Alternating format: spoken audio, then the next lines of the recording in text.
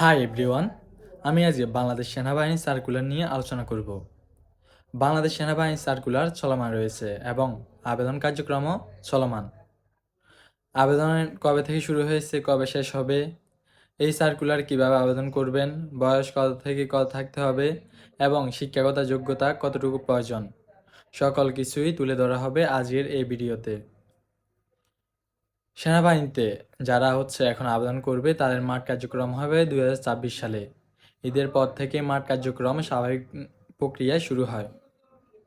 এখন আসি বাংলাদেশ সেনাবাহিনীতে একজন প্রার্থীর উচ্চতা কত, এরপর লিখিত পরীক্ষা কেমন হয়, মাঠ কার্যক্রমে কি কি হয়, বয়স কত থেকে কত থাকা প্রয়োজন, সকল কিছুই জেনে নিন। সকল জেলার পুরুষ ও মহিলা প্রার্থীগণ আবেদন করতে পারবেন এবং একজন প্রার্থী চাইলে যোগ্যতা ভিত্তিতে একাধিক ট্রেডে আবেদন করতে পারবে।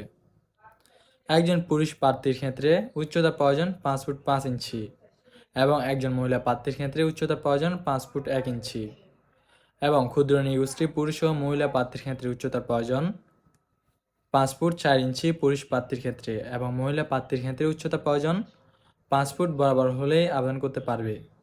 বুক থাকতে হবে পুরুষ প্রার্থীর ক্ষেত্রে 30/32 এবং মহিলা প্রার্থীর ক্ষেত্রে 28/30 ইঞ্চি হলেই একজন প্রার্থী আবেদন করতে পারবে।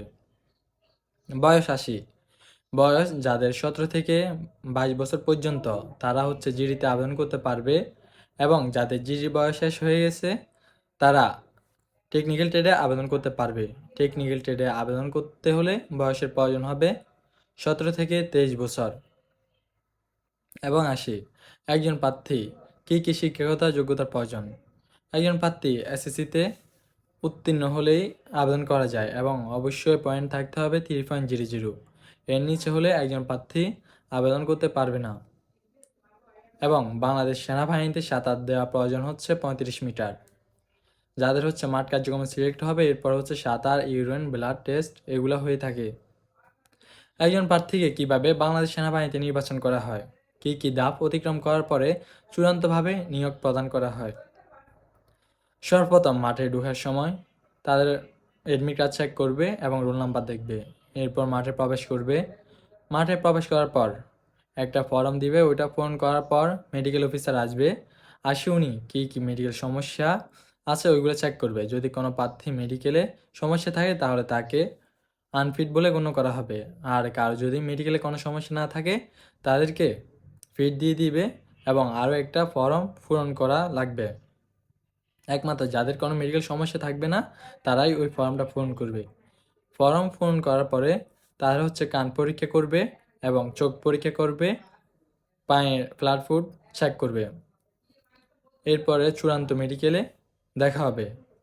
যারা প্রাথমিকে ক্যান্ডিডেট সিলেক্ট হবে একমাত্র তারাই চূড়ান্ত মেডিকেলের জন্য যোগ্য হবে।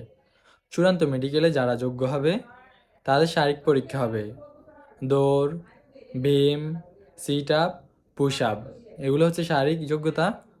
এগুলো থাকলে একজন প্রার্থী ওইখানে মাঠ কার্যক্রম শেষ করতে পারবে। এরপর আসবে লিখিত পরীক্ষা। লিখিত পরীক্ষা হয়ে থাকে 50 মার্কের। ওইখানে 20 মার্ক পাইলে পাস ধরা হয়। লিখিত পরীক্ষার পরে ভাইবা নেওয়া হবে।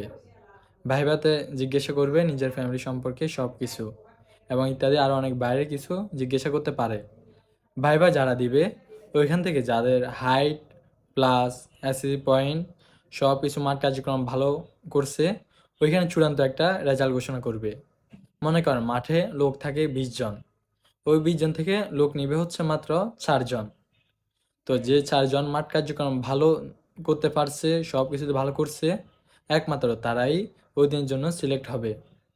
এই ছিল আমার আজকের এই ভিডিও। সবাই ভালো থাকবেন, সুস্থ থাকবেন। আল্লাহ হাফেজ।